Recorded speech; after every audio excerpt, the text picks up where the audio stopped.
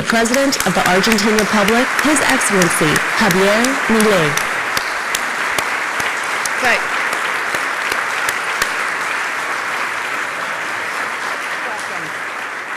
Okay.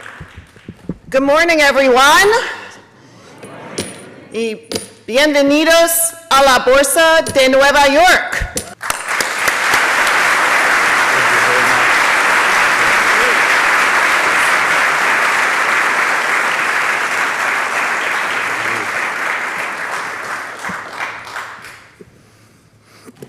Hola a todos.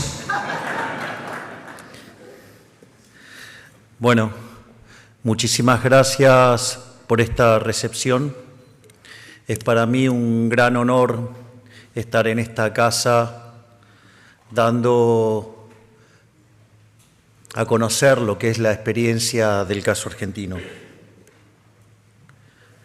Nosotros, al momento de arribar al gobierno, básicamente Argentina estaba al borde de lo que hubiera sido la peor crisis de su historia. Combinaba los elementos de las tres más grandes crisis de la historia argentina. Teníamos un desequilibrio monetario que era el doble del que teníamos en el año 75 previo al Rodrigazo. Teníamos una situación en el Banco Central mucho más precaria que la que teníamos en el año 1989, antes de la hiperinflación de Alfonsín, y teníamos indicadores sociales peores que los que teníamos en el final de la convertibilidad. Por lo tanto, estaba todo dado para que ocurriera un verdadero estallido. Al mismo tiempo, Argentina mostraba déficits gemelos por el equivalente de 17 puntos del PBI. Ustedes saben que en la literatura de indicadores tempranos de crisis, 4 puntos de déficit gemelos en términos del PBI es una alerta amarilla. En el caso de 8 puntos del PBI, presagia una tremenda crisis, así es que imagínense lo que era enfrentar 17 puntos. Al mismo tiempo, de esos 17 puntos, 15 estaban generados desde el sector público nacional, donde 5 correspondían al déficit fiscal que generaba el Tesoro y 10 puntos correspondían al déficit cuasi fiscal, es decir, el déficit que generaba el Banco Central. Esto, además, en un contexto donde el Banco Central tenía reservas internacionales netas negativas por cerca de 12.000 millones de dólares. Teníamos deudas con importadores por 50.000 millones de dólares. Teníamos dividendos pendientes de pagos por 10.000 millones de dólares. Teníamos vencimiento de deudas en pesos por el equivalente a 90.000 millones de dólares. Vencimientos de deudas en dólares por 25.000 millones de dólares, principalmente con multilaterales, pero teníamos el acuerdo con el Fondo Monetario Internacional caído por los sucesivos incumplimientos del gobierno anterior. Y además teníamos dentro del balance del Banco Central pasivos remunerados por el equivalente a 4 bases monetarias que vencían a un día. En definitiva, estaba todo dado para que hubiera una verdadera catástrofe. Sin embargo, nosotros nunca nos quejamos de la herencia, solo la describimos, porque también hay que ser sinceros que en condiciones normales de presión y temperatura yo no sería presidente. En condiciones normales no habría presidentes liberales libertarios y por eso nunca hubo en el mundo y por eso yo soy el primer presidente liberal libertario en la historia de la humanidad. En ese sentido, al mismo tiempo la inflación venía corriendo cuando uno miraba la primera semana de diciembre a un ritmo del 1% diario, eso es cerca de 3.700 anual. En los primeros 15 días de diciembre ya corría a un ritmo del 7.500% anual y la inflación mayorista del mes de diciembre se había ubicado en 54%, lo cual anualizado daba 17.000%, lo cual era absolutamente factible dado todo el desequilibrio monetario que estaba mostrando Argentina y que en condiciones normales Argentina hubiera convalidado monetariamente. Por lo tanto, para evitar la catástrofe que hubiera causado una hiperinflación, necesitábamos cortar rápidamente con la emisión monetaria. En ese sentido, lo primero que emprendimos fue en el lado del Tesoro un fuerte ajuste fiscal y nos propusimos como meta alcanzar el déficit cero. La meta del déficit cero en términos financieros implica que la deuda no crece más. Si la deuda no crece, la relación deuda-producto es no creciente, por lo tanto el país se convierte en un deudor solvente y por lo tanto digno de crédito. Esa tarea que nosotros nos habíamos propuesto alcanzar en el primer año de gestión, todo el mundo nos decía que era imposible que hiciéramos un ajuste de 5 puntos del PBI, que solamente en el mejor de los casos se podía hacer un ajuste de 1 punto del PBI. Además, en los últimos 123 años de historia, Argentina mostró déficit fiscal en 113 y en los 10 que tuvo superávit, ese superávit es engañoso porque Argentina estaba en default y no pagaba intereses. Y sorprendentemente, y gracias a la enorme labor del enorme ministro de Economía que tengo, que es Luis Toto Caputo, quien está aquí, alcanzamos el equilibrio financiero en el primer mes de gestión. Hoy ya llevamos 8 meses de superávit financiero. Hemos logrado reducir el riesgo país de niveles del 2.900 puntos a 1.300 y con una tendencia a que siga bajando y con un compromiso inquebrantable sobre las cuentas públicas. De hecho, días atrás me tuve que ver forzado a vetar un aumento irresponsable de las jubilaciones por parte del Congreso, donde increíblemente, mientras que durante la administración anterior las jubilaciones perdieron cerca del 40% en términos reales y que durante nuestro gobierno llevan ganado más del 5% en términos reales, votaron una ley que implicaba un aumento de por lo menos del gasto público de 1.2 del PBI. No habían propuesto ningún mecanismo de financiamiento, con lo cual, digamos, una situación absolutamente irresponsable y que eso en términos dinámicos implicaba aumentar la relación deuda-producto en 67% del PBI. Es decir, implicaba directamente exterminar el futuro de los jóvenes con una deuda absolutamente impagable. Por lo tanto, nuestro compromiso con el equilibrio fiscal es inquebrantable y no estamos dispuestos a negociar bajo ningún punto de vista el equilibrio fiscal. Ese equilibrio fiscal, con el correr de los meses, nos permitió no solo salvar el programa con el Fondo Monetario Internacional, sino que al mismo tiempo nos permitió ir armando una curva de pesos. Y en ese contexto comenzamos el saneamiento del Banco Central, ya que 2/3 del déficit se generaba desde el Banco Central y eso implicaba creación endógena de dinero que alimentaba además la inflación. Ya habíamos cortado el canal de emisión del Tesoro, entonces ahora teníamos que empezar a cortar los canales de emisión del Banco Central. Y esa tarea que nadie mencionaba, que nadie se animaba a señalar cómo se resolvía, en una labor gigantesca, propia de Cíclope, nuestro presidente del Banco Central, Santiago Bausili, en 7 meses logró eliminar el déficit cuasi fiscal junto a una enorme tarea hecha por nuestro secretario de Finanzas, el doctor Pablo Quirno, y a partir de ahora Argentina no emite más ni para financiar el fisco ni para financiar el déficit cuasi fiscal.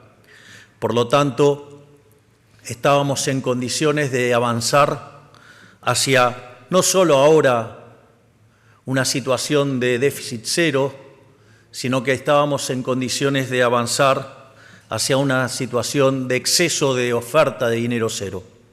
Esto significaba que estábamos en condiciones de emitir solamente contra compra de dólares. Y en ese contexto,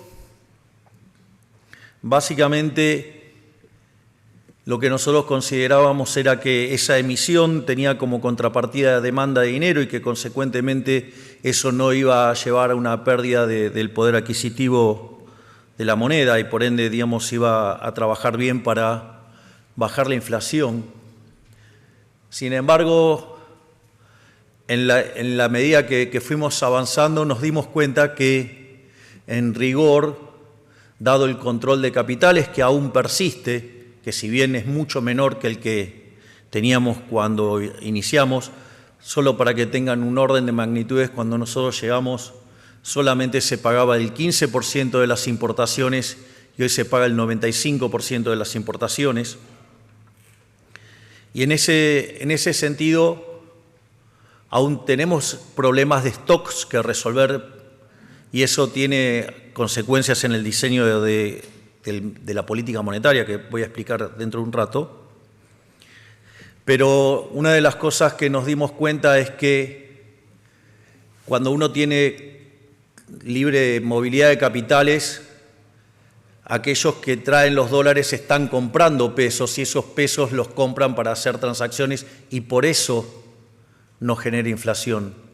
Sin embargo, cuando ustedes tienen control de capitales, esa operación no es tanto comprar pesos, sino que es vender dólares porque están obligados.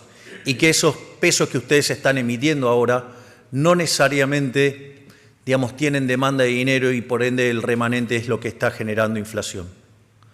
Frente a esa situación, decidimos radicalizar nuestra política monetaria y directamente ir a un nivel de emisión cero, es decir, que la cantidad de dinero quede constante.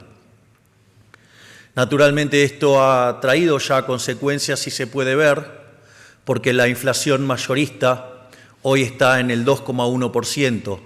Esto quiere decir que de venir viajando una inflación anualizada del 17.000%, hoy estamos en niveles del 2%, que significa 28% anual, lo cual es una verdadera hazaña, porque esto lo hemos hecho sin fijar el tipo de cambio, sin controlar precios, sin una hiperinflación previa que permita la reconstrucción de la demanda de dinero y eso facilite la estabilización, sin violentar derechos de propiedad.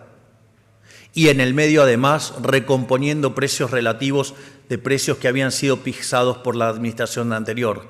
Es decir, por eso siempre digo que mi ministro de Economía, de quien estoy tan orgulloso, el doctor Luis Toto Caputo, va a ser recordado como el mejor ministro de Economía de la historia porque lo que está haciendo es verdaderamente una tarea enorme.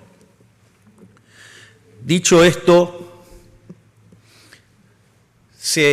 frente a este esquema nuevo de política monetaria se nos cuestionó que había ahora intervención del mercado y se nos cuestionó el tema de la acumulación de reservas. Respecto a la intervención, dado que nosotros tenemos todavía control de capitales,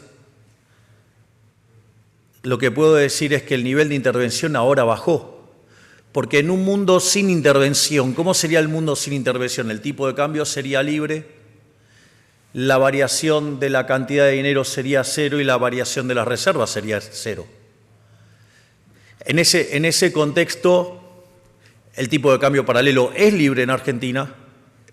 No solo eso, sino que además, antes, como obligábamos a los exportadores a liquidar sus dólares, cada $3 que comprábamos estábamos interviniendo por 3.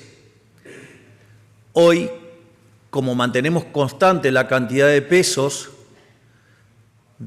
al inicio devolvíamos básicamente $2, con lo cual la intervención había caído 1/3, y hoy que la brecha es mucho más chica, básicamente los niveles de intervención siguen cayendo. Por lo tanto, lejos de haber más intervención, hay menos intervención. Al mismo tiempo, se nos cuestiona el tema de la acumulación de reservas, y la verdad que es un argumento bastante ridículo y pobre conceptualmente, porque la pregunta es, si ese argumento fuera cierto, significa que entonces todos los países que tienen tipo de cambio libre entrarían en default, lo cual es una tontería enorme.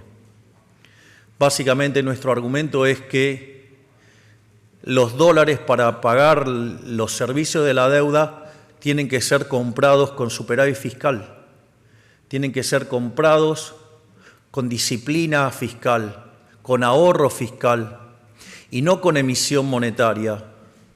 Porque cuando ustedes lo compran con emisión monetaria, en realidad lo que están haciendo es estafar a los ciudadanos, porque por un lado ustedes compran dólares, inyectan pesos, ¿sí? Pero esos dólares que tiene el Banco Central comprados con emisión de pesos, después el gobierno coloca bonos sobre el Banco Central. De hecho, el máximo acreedor del Estado Nacional es el Banco Central. En la última administración, el Tesoro le robó al Banco Central y por ende a los argentinos 45.000 millones de dólares, y por lo tanto nosotros no vamos a habilitar esa estafa. Se terminó el momento en el cual el Estado argentino estafe principalmente a los argentinos de bien y a sus acreedores. Por lo tanto, los dólares se van a comprar con superávit fiscal y no con impuesto inflacionario encubierto. Dicho esto, no solo hemos trabajado en la estabilización de la macro, otra de las grandes demandas que tenía mi job description como presidente era no solo domar la inflación, lo cual está en camino, sino que además teníamos como agenda reducir la inseguridad. Argentina parecía tierra de nadie, parecía que era imposible controlar las marchas, los piquetes y todas esas actividades fuera de la ley que obstruía la posibilidad de trabajar tranquilo a los argentinos de bien. Y en ese sentido también quiero reconocer la enorme tarea de mi ministra de Seguridad, la doctora Patricia Bullrich, que también está aquí con nosotros, donde frente a la primera marcha desarrolló el protocolo antipiquete y a partir de ahí no se cortó más una calle en Argentina.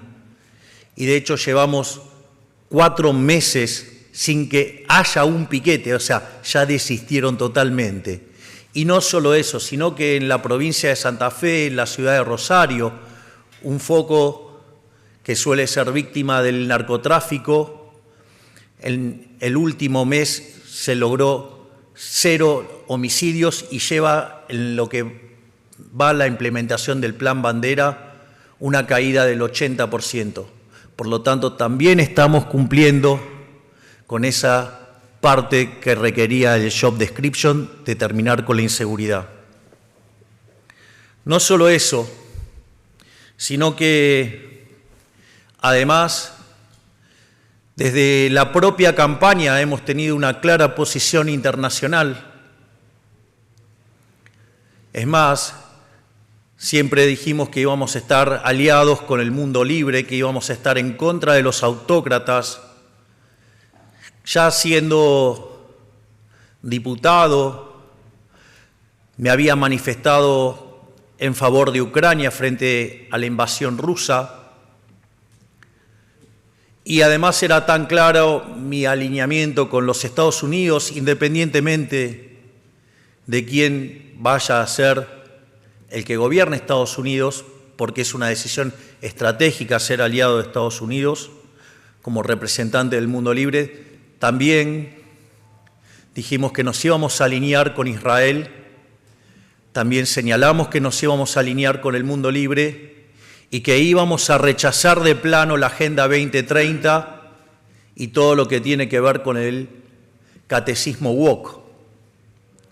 En ese sentido, en el día de ayer, mi grandiosa canciller, la doctora Diana Mondino, que está acá, dio una verdadera clase de por qué Naciones Unidas no debe alejarse de su objetivo original de mantener la paz y debería dejar de abrazar toda la agenda socialista que lo único que conduce es al empobrecimiento. Por lo tanto, ayer también hemos dado muestras contundentes de nuestra alineación, no solo con el mundo libre, sino además con las ideas del capitalismo de libre mercado. Naturalmente, también se nos cuestiona la política social. Dice que no tenemos corazón. Yo diría que no tienen cerebro lo que hacen ese comentario. Bueno, de hecho, muchos no les gustó el último posteo que hice en Instagram del virus QK12. Pero más allá de eso, en términos, las únicas partidas que crecieron fuertemente durante nuestro gobierno fueron lo que tiene que ver con el gasto de contención social. Nosotros sabíamos que hacer el ajuste fiscal más grande de la historia de la humanidad implicaba poner en riesgo la situación social, y ahí no solo que hemos duplicado las partidas, de hecho lo que tiene que ver con los dos planes más importantes que tiene Argentina, que es la asignación universal por hijo y la tarjeta alimentar, no solo que se duplicó, sino que además, más que duplicó, sino que hoy cubre la canasta básica total. Por lo tanto, eso representa una mejora sustancial respecto a lo que el gobierno populista y tan preocupado por la gente solamente cubría la mitad. Pero no solo eso, sino que además en el medio terminamos con los intermediarios, con los gerentes de la pobreza, es decir, con los que se quedaban con parte del dinero que iba a los sectores más vulnerables. Y obviamente que tocar esos privilegios, tocar esos robos, digamos, generó muchas operaciones de prensa en contra de nuestro gobierno, operaciones de prensa que además están sobreestimuladas por el simple hecho de que les cortamos la pauta publicitaria. Nosotros creemos en la libertad de verdad, no digamos de que un gobierno tiene que estar sobornando periodistas para que los periodistas digan lo que uno quiere. Si son tan buenos, que compitan en el mercado y que se ganen el favor del consumidor, como se ganan todas las empresas de bien su mercado. Pero esto no es todo. Además, iniciamos un conjunto de reformas estructurales impulsando la ley Bases y enviando un decreto de necesidad y urgencia donde hemos logrado pasar estas reformas con el 15% de la Cámara de Diputados y con el 10% de la Cámara de Senadores. Y es increíble que todavía nos cuestionen que no hay gestión. Yo en eso también debo agradecer profundamente al doctor Guillermo Francos, que está en Buenos Aires, por su gestión en todo lo que tiene que ver con la cuestión política y poder conseguir tamaños resultados. ¿Por qué es importante esas reformas? Primero porque esas reformas son 8 veces más grandes que la reforma que hizo en los 90 Carlos Saúl Menem, siendo que la reforma de Menem había sido la más grande de la historia. Hoy la reforma estructural más grande de la historia es la que estamos llevando nosotros a cabo y que la hicimos solamente en 6 meses. Eso va a implicar que Argentina escale cerca de 80 puestos en términos de libertad económica y que en términos de funcionamiento del sistema empecemos a estar parecido a países como Alemania, Italia, Francia. Pero nosotros no nos alcanza eso. Nosotros tenemos planeado ser el país más libre del mundo. Y para ello todavía tenemos pendiente 3.200 reformas estructurales, que efectivamente cuando las terminemos vamos a ser, sin lugar a dudas, el país más libre del mundo. En eso también quiero resaltar la enorme labor que está llevando otro de los grandiosos ministros que tengo, que es el caso del doctor Federico Sturzenegger, donde día a día vamos desregulando y quitando trabas a la economía.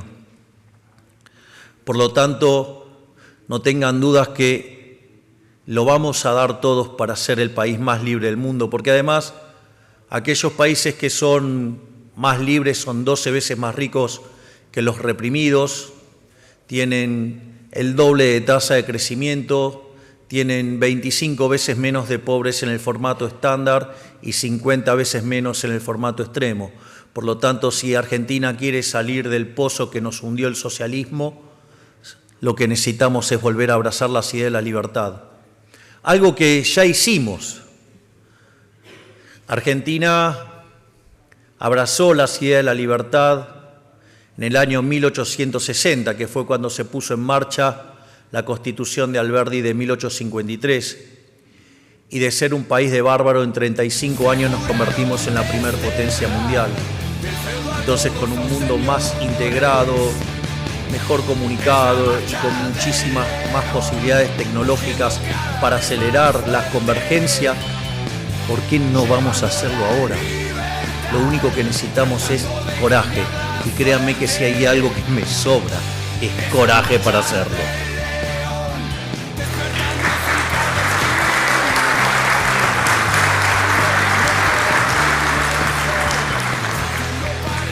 Finalmente, la pregunta es, ¿y cómo van a crecer?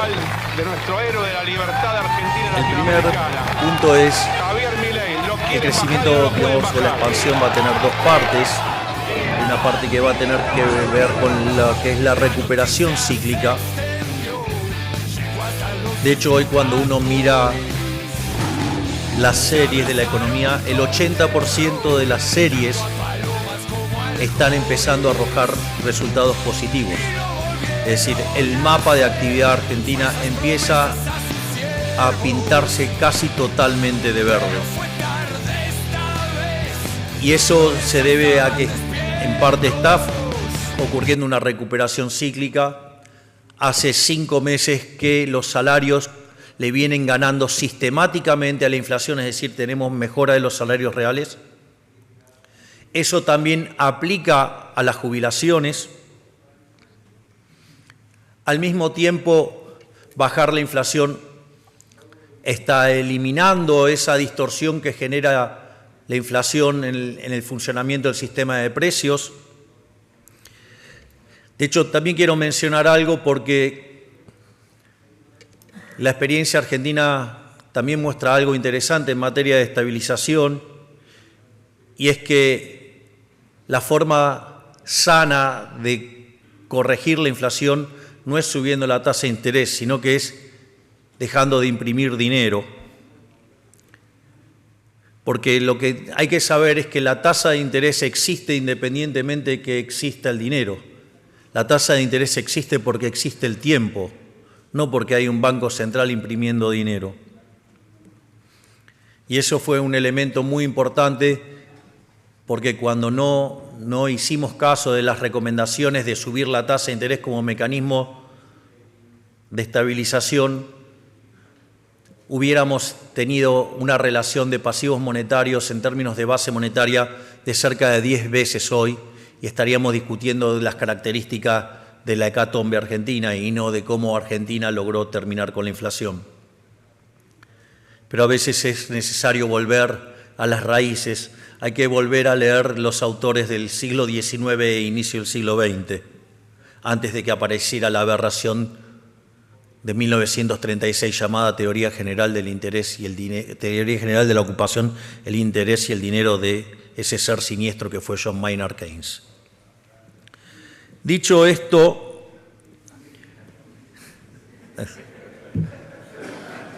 soy Milei, ¿qué esperaban?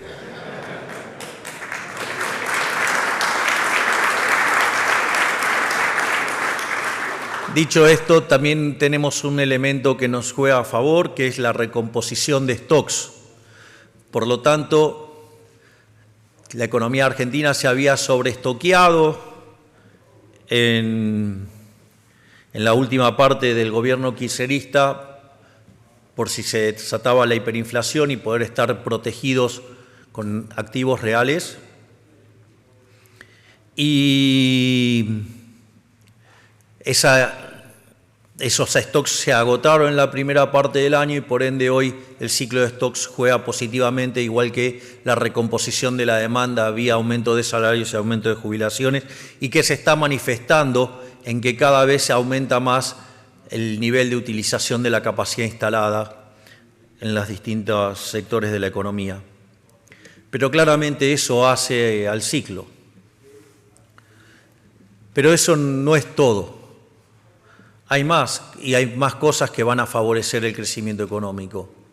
El primer lugar es que el crecimiento se genera por inversión, y ustedes la inversión la tienen que financiar, o sea, necesitan del ahorro. Y básicamente el ajuste fiscal que hemos hecho le ha devuelto a los argentinos 15 puntos del PBI de ahorro.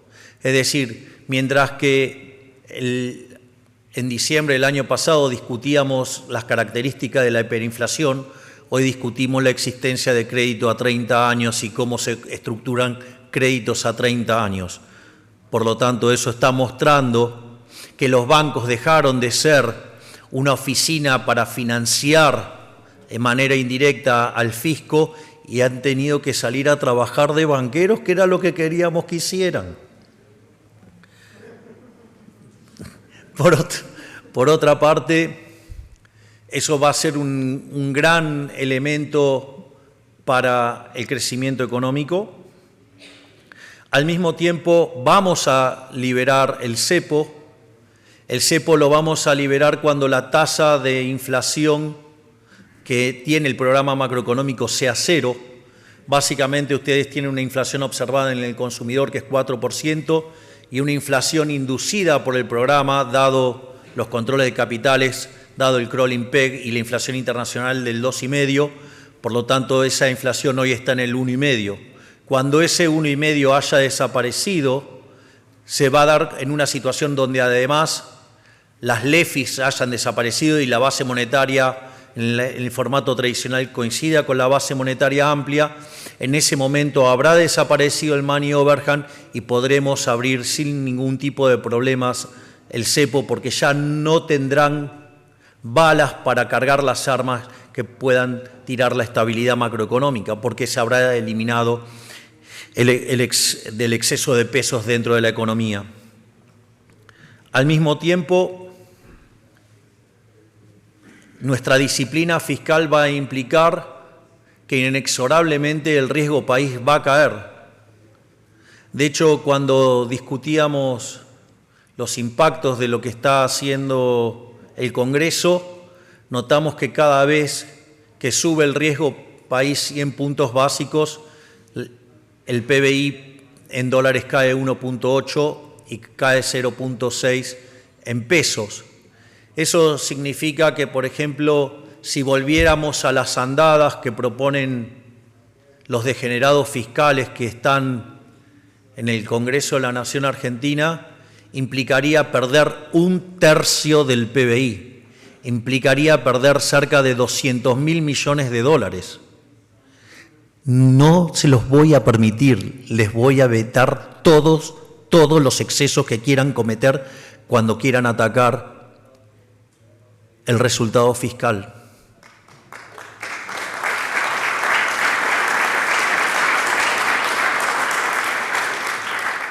Y la consecuencia de ello será que inexorablemente el riesgo país va a caer, la tasa de interés va a bajar y consecuentemente vamos a acelerar la acumulación de capital, va a aumentar la productividad y la economía argentina va a crecer y va a recuperar sus salarios. Y una última nota sobre el cepo. A diferencia de todas las otras experiencias que se salió con yendo, digamos, el tipo de cambio oficial hacia el paralelo, estamos demostrando que se puede hacer desde el paralelo hacia el oficial. Cuando lanzamos el programa de emisión cero, básicamente lo que nosotros enfrentábamos era una situación donde el tipo de cambio paralelo estaba en 1.500, donde los pronósticos de los analistas decían que en las próximas semanas se iba a ir a 2.000. Hoy el tipo de cambio paralelo está en 1.200 y en algunas mediciones en 1.190, mientras que el tipo de cambio oficial corregido por el impuesto país está en torno a los 1.100, es decir, que hoy la brecha se está comprimiendo a menos del 10%. Por lo tanto, cuando dijimos que se va a cerrar la brecha desde arriba hacia abajo, lo estamos cumpliendo, y el día que terminemos de levantar el cepo, se cerrará el exceso de demanda de divisas y por ende se cerrará el exceso de oferta en el mercado de bonos y por ende subirá el precio de los bonos, bajará la tasa de interés, cerrará el exceso de oferta en el mercado de bienes, habrá una expansión adicional en la actividad económica, se cerrará también el exceso de oferta de trabajo y por lo tanto habrá mayores salarios con mayores empleos y por lo tanto con menos pobres e indigentes. Por lo tanto, quiero decirles que Argentina se está poniendo de pie, abrazando las ideas de la libertad. Estamos comprometidos en hacer el mejor gobierno de la historia, estamos comprometidos en ser un faro de luz para las ideas de la libertad, para que todo el mundo deje de lado las ideas socialistas y vuelvan a abrazar las ideas de la libertad y estamos convencidos que lo vamos a lograr. Así es que muchísimas gracias y ¡viva la libertad, carajo!